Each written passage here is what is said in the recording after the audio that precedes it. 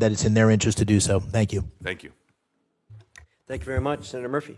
Thank you very much, Mr. Chairman. Mr. Landau, I deeply appreciate your service to this country and your willingness to come before this committee.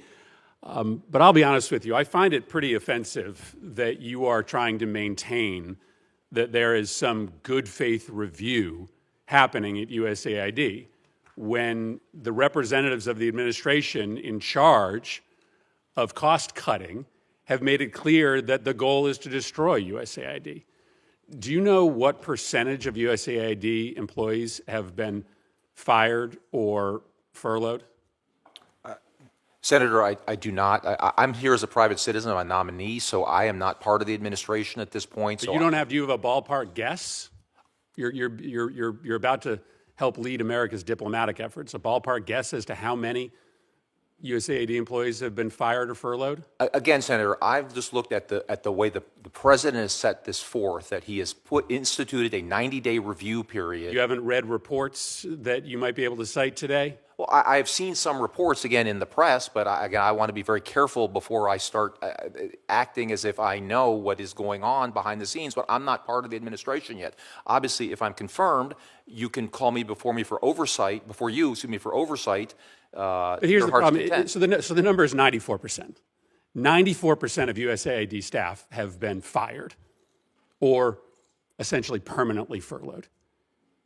And you stated to us that you believe this is a good faith 90-day review, and yet you actually don't know how many people have been fired or furloughed. How can you come to the conclusion that this is a good faith review when you actually don't know the extent of the terminations? Wouldn't it be relevant as to the question as whether it was a good faith review if 94% of the agency had already been terminated? Well, Senator, again, I think it's important to recognize what are the programs and how are these people that are being but fired how do you come to the conclusion that this is a good faith review if you don't even know what's happening?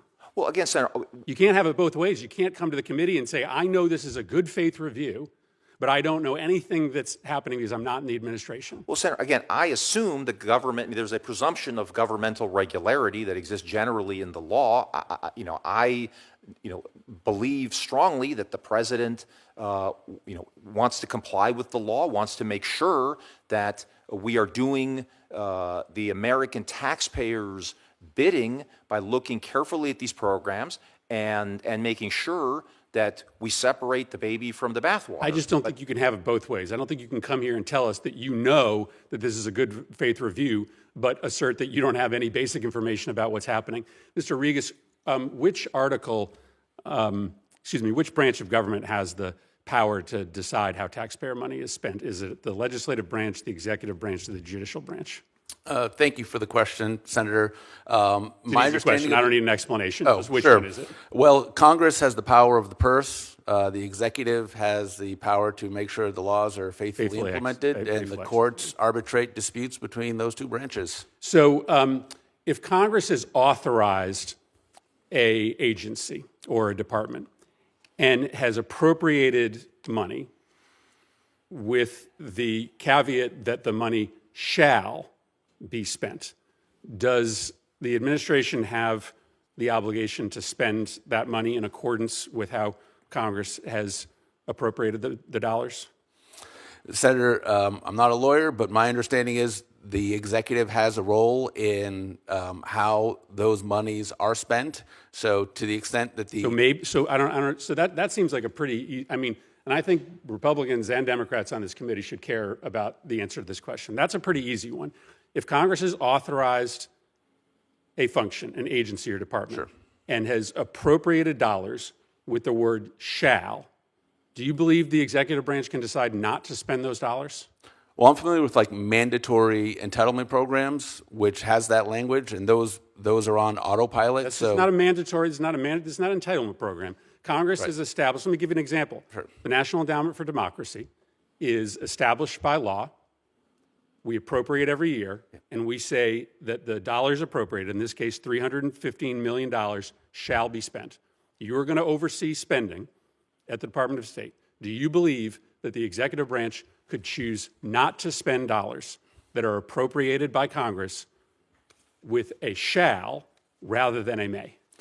I don't think so, but I'm not the ultimate arbiter of that question and how the money You are is the spent. arbiter of that question. You're actually being nominated for the job that would decide how those dollars are spent. If I think the question at hand here is how is the money, on what things is the money being spent, not we whether decide it how should be that money spent is or spent, and you're supposed to execute it. If we say $315 million is to be spent at the National Endowment for Democracy, do you believe that you have the ability to deny that money to be spent on the functions that Congress appropriates? This is a really important question.